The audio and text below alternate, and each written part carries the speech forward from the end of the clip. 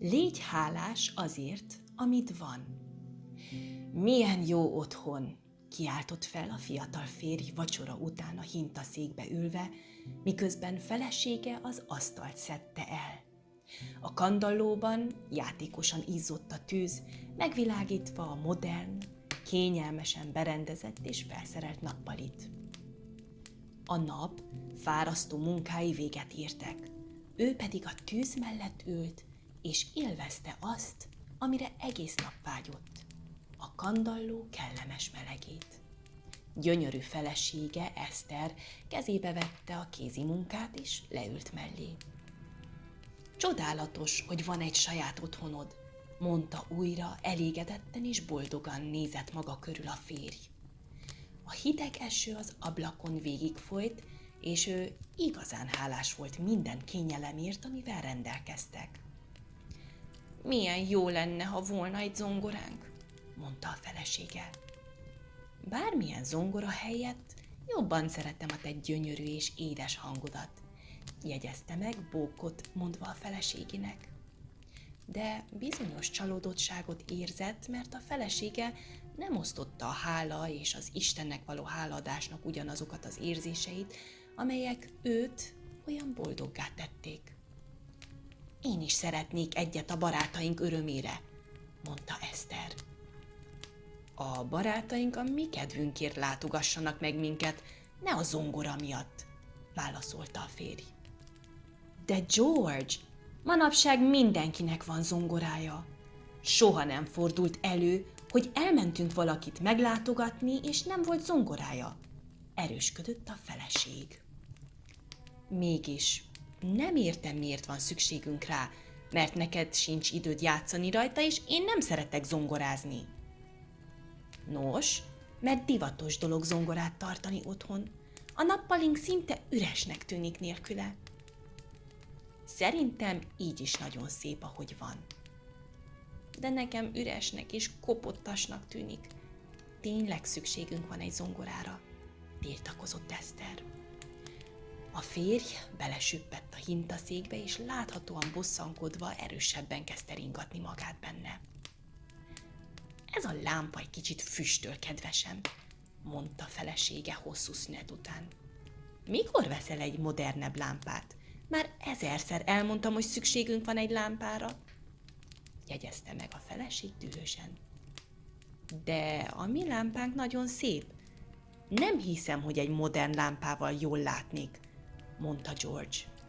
A mi lámpáink a legszebbek, amiket valaha láttam. De George, szerintem az ebédlőnk nem teljes egy modern lámpa nélkül, mondta csípősen Eszter.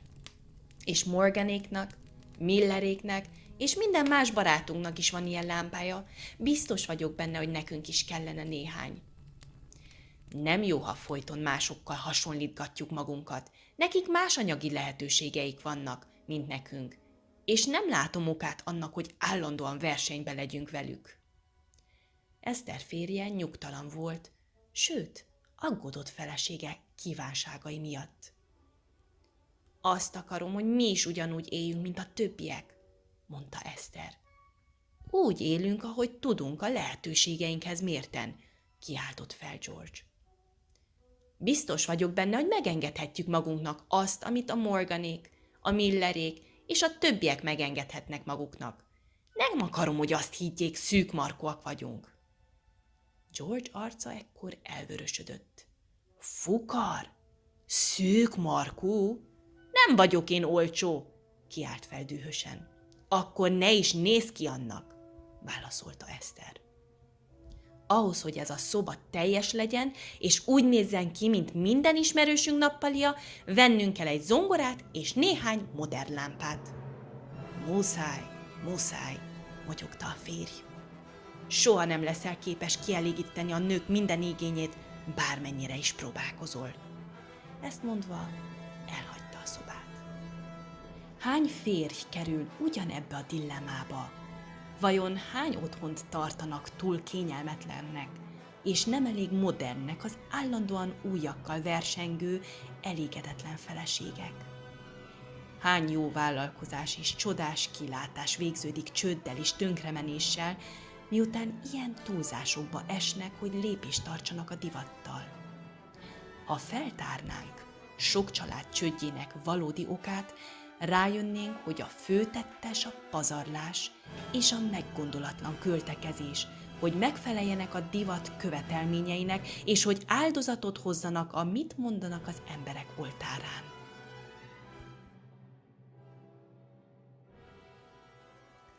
A vagyonomat a feleségemnek köszönhetem, mondta egy nagyon gazdag úriember. Segített nekem a takarékosságával, a bölcsességével, mosolyával és a kitartásával, amikor én még csak az elején voltam.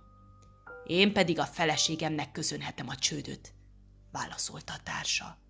Tönkretett engem a pazarlásával, a meggondolatlanságával és az elégedetlenségének zúgolódásával, amikor a sikerem csúcsán voltam.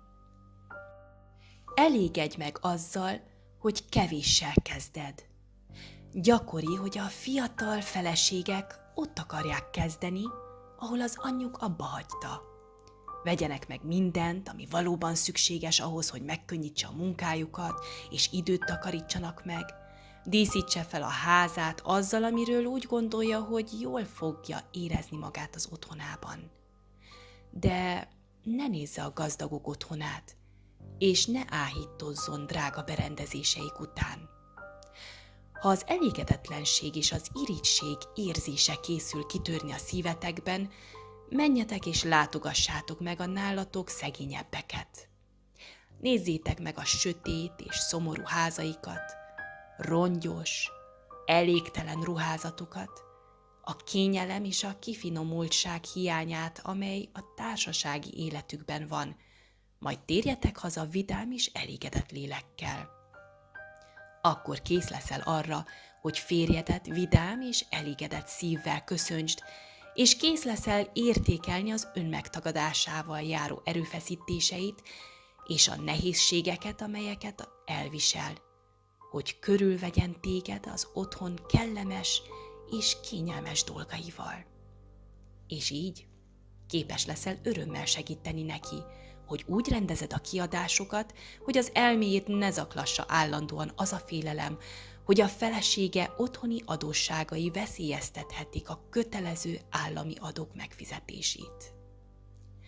Légy független. Egy fiatal háziasszonynak soha nem volt még nagyobb bátorságra szüksége, mint most, hogy ellenálljon a divat arroganciájának.